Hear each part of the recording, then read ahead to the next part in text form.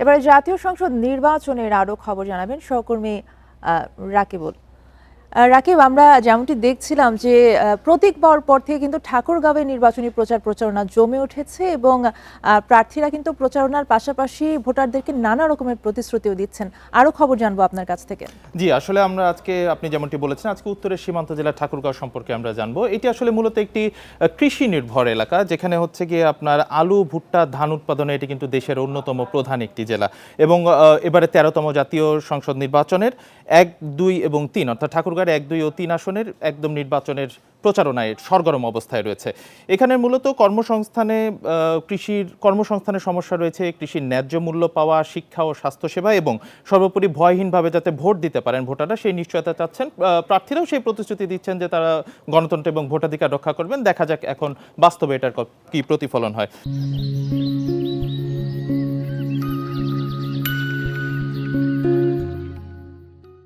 এ পর্যায়ে আমার হাতে এই আসন 3টি সম্পর্কে বিস্তারিত তথ্য আছে, সেটা একটু আপনাদের জানিয়ে দিচ্ছি যাতে একটি সামগ্রিক ধারণা পাওয়া যায়। এবারে ঠাকুরগাঁও 1 আসনে সদর উপজেলা, যেখানে প্রতিদ্বন্দ্বী প্রার্থী আছেন 3 জন। সেখানে বিএনপি সমর্থিত হেভিওয়েট প্রার্থী মির্জা ফখরুল ইসলাম আলমগীর, যিনি বিএনপির মহাসচিব, তিনি আছেন ধানের শীষ মার্কায়, এবং তার প্রতিদ্বন্দ্বী হিসেবে আছেন দেলোয়ার হোসেন, যিনি জামাতে ইসলামের পক্ষ থেকে সমর্থন নিয়ে দাঁড়িয়েছেন। এবং এখানে মোট ভোটার 5,07,203 জন, যেটি বাকি দুটি আসনের থেকে অনেক বেশি ভোটার এই আসনটিতে রয়েছে।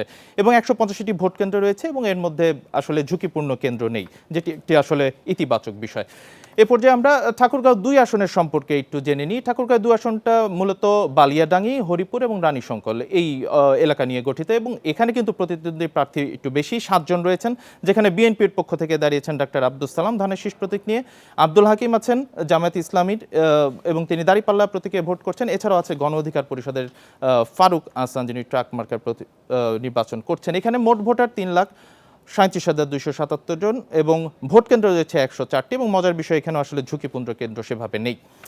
এ পর্যায়ে আমরা একটু ঠাকুরগাঁও 3 আসনের দিকে চলে যেতে চাচ্ছি, এবং সেখানে পীরগঞ্জ রানীশঙ্কল এলাকা নিয়ে এই ঠাকুরগাঁও 3 আসনটি গঠিত। এখানে কিন্তু প্রতিদ্বন্দ্বী প্রার্থীর সংখ্যা বেশি, 10 জন। যেখানে বিএনপির জাহেদুর রহমান আছেন, এবং জামাত ইসলামের মিজানুর রহমান এবং হাফিজউদ্দিন আহমেদ আছেন জাতীয় পার্টির থেকে, তারা প্রতিদ্বন্দ্বিতা করছে, এবং তাদের মধ্যেই মূলত প্রতিদ্বন্দ্বীরা হবে বলে আশা পাওয়া যাচ্ছে। এখানে মোট ভোটার রয়েছেন 3,61,051 জন, এবং মোট ভোট কেন্দ্র 128টি। এখানেও মজার বিষয়ে ঝুঁকিপূর্ণ ভোট কেন্দ্র নেই। তো মোটামুটি ছিল আমাদের মোটামুটি এই 3টি আসনের একটা সার্বিক চিত্র। এবার হচ্ছে কি আমরা মাঠের পর্যায়ে থেকে এই আসন 3টি সম্পর্কে এবং এই জায়গার সমস্যা ও যেই প্রতিশ্রুতি, যেই উন্নয়নের যেই বিষয়গুলো রয়েছে এবং যে সম্ভাবনাগুলো রয়েছে, সেগুলো সম্পর্কে আমরা একটু মাঠ পর্যায় থেকে জেনে নিব আমাদের সহকর্মীর কাছ থেকে। আমরা সরাসরি চলে যাচ্ছি আমাদের সহকর্মীর থেকে।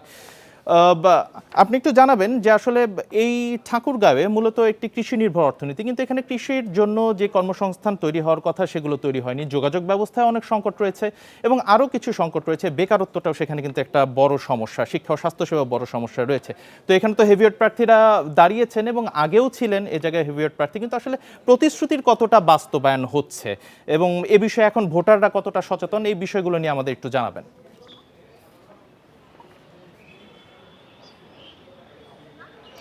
যে আমি ঠাকুরগাঁও আসন যেটি, এটি হচ্ছে সদর উপজেলার এবং 3টি থানা নিয়ে কিন্তু এই আসনটি গঠিত। এখানে আমাদের হেভিওয়েট প্রার্থীর আমরা লড়াই বলতে পারি। এখানে বিএনপির মহাসচিব মির্জা ফখরুল ইসলাম রয়েছেন, এবং তার সাথেই কিন্তু প্রতিদ্বন্দ্বিতা করছেন জামাত ইসলামের শিবিরের সাবেক সভাপতি দেলোয়ার হোসেন। এই কারণে কিন্তু এই 2 প্রার্থীর মধ্যে কিন্তু লড়াই হতে চলেছে। এখানে কিন্তু ঠাকুরগাঁও 1 আসনটি এটি একটি উন্নয়ন বঞ্চিত আসন বা এলাকা আমরা বলতে পারি, কারণ দীর্ঘদিনও কিন্তু এখানে কোনো শিল্প কলকারখানা গড়ে ওঠেনি। এখানে যদিও দীর্ঘদিন ধরে আওয়ামী লীগের শাসনে কিন্তু এখানে চলেছে, প্রায় 7 বার কিন্তু আওয়ামী লীগের এমপি নির্বাচিত হয়েছেন। এখানে কিন্তু মাত্র 1 বার শুধু মির্জা ফখরুল ইসলাম আলমগীর নির্বাচিত হয়েছিলেন 2001 সালে।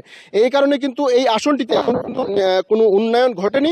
তবে এবার যে এই ঠাকুরগাঁও 1 আসনে যেটি সবচেয়ে মূল দাবি দিয়েছে, এখানকার স্বাস্থ্য ব্যবস্থার অবস্থা খুবই নাজুক। এখানে একটি হাসপাতাল রয়েছে, 250 শয্যা বিশিষ্ট হাসপাতাল, যেখানে এখানকার অবস্থা কিন্তু খুবই খারাপ অবস্থা। এখানে কিন্তু মানুষ চিকিৎসা সেবা থেকে বঞ্চিত হচ্ছেন, মানুষ কিন্তু সেইভাবে চিকিৎসা পাচ্ছেন না, এখানে প্রয়োজনীয় ডাক্তার নেই। এখানে আরেকটি যেটি হচ্ছে বড় সমস্যা, সেখানে হচ্ছে ঠাকুরগাঁওয়ে মাত্র একটি বড় শিল্প কারখানা রয়েছে, যেটি হচ্ছে ঠাকুরগাঁও সুগার মিল।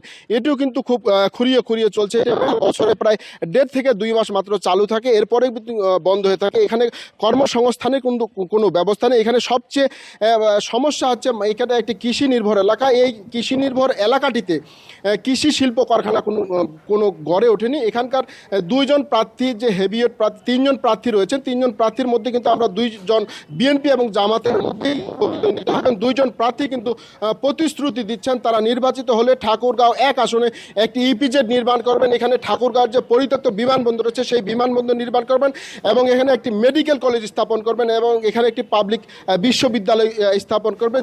কর্মসংস্থানের সৃষ্টি হবে, মানুষের উন্নয়ন হবে। এখানে একবারে উন্নয়ন বঞ্চিত হবে। জি, আপনি প্রার্থীদের প্রতিশ্রুতির বিষয়ে বলছিলেন, তো একটি বিষয় জানতে চাই যে এর আগের বারে যে নির্বাচনগুলো হয়েছে, এবারে নির্বাচন তো আসলে তার থেকে একটু অন্যরকমই হবে এরকম আভাস পাওয়া যাচ্ছে। তো ভোটের মাঠে আপনি কি দেখতে পাচ্ছেন যে আসলে আভাস কি মিলছে, কোন দিকে যাচ্ছে ভোটারদের সমর্থন, এবং যারা নিরপেক্ষ ভোটার রয়েছেন তারা আসলে কোন দিকে যাওয়ার আভাস দিচ্ছেন, একটু জানাবেন।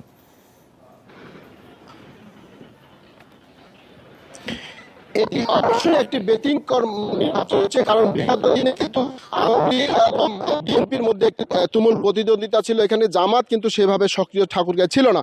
এবার দীর্ঘদিন ধরে জামাতের সাথে যে জোটগত কারণে কিন্তু জামাত বিএনপিকে এখানে ছাড় দেওয়ার কারণে কিন্তু বিএনপির এখানে কিন্তু একক প্রার্থী ছিল। বিএনপির এই ঠাকুরগাঁও 1 আসনে কিন্তু সেভাবে জামাতের প্রার্থী ছিল না। এবারে কিন্তু জামাতের প্রথমবারের মতো জামাত এখানে প্রার্থী দিয়েছেন, এই কারণে কিন্তু প্রতিদ্বন্দ্বী হয়েছে।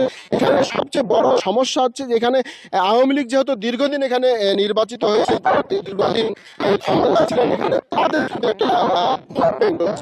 এখন এই ভোট ব্যাংক, যে ভোট ব্যাংক যারাই কিন্তু টানতে পারবেন তারাই কিন্তু বিজয়ী হতে পারবেন। আর সাধারণ ভোটার যারা আছেন তারা কিন্তু এখন যারা ডাকছেন, বিএনপি ডাকলেও তারা যাচ্ছেন এবং জামাতের প্রার্থী ডাকলেও কিন্তু সেখানে যাচ্ছেন। তারা কিন্তু সেইভাবে কিন্তু প্রকাশ করছেন না যে কিভাবে কোথায় যাবে, এটা শেষ পর্যন্ত কিন্তু আমাদের দেখতে হবে। এখানে আমরা কিন্তু ভাবছি যে এখানে সাধারণ ভোটাররা বলছেন এখানে একটা হাড্ডাহাড্ডি লড়াই হবে। জি, ভোটের দিন আসলে মাঠের বাস্তবতা যেটা হয় সেটা আমরা অবশ্যই দেখতে পারবো। অনেক ধন্যবাদ একটা সামগ্রিক তথ্য দেওয়ার জন্য আমাদের। তো এই মোটামুটি ছিল আমাদের ঠাকুরগাঁয়ের 3টি আসনের তথ্য। দেখা যাক এখন কি বলা হচ্ছে, যেহেতু এই 13তম জাতীয় সংসদে এটা শুধু আসলে ঠাকুরগাঁয়ে ক্ষমতা দখলের লড়াই নয়, এটা ভোটাধিকার, উন্নয়ন এবং বিশ্বাসের পরীক্ষা বলেই অনেকেই মনে করছেন। দেখা যাক ভোটের দিন মাঠের বাস্তবতা কতটা প্রতিফলিত হয় ব্যালট বাক্সে। এই ছিল এখন খবর। আমরা মূল খবরে ফিরে যাচ্ছি অর্থের কাছে। অর্থী, ধন্যবাদ রাকিব আমাদেরকে নির্বাচনী প্রচারণার খবর জানানোর জন্য।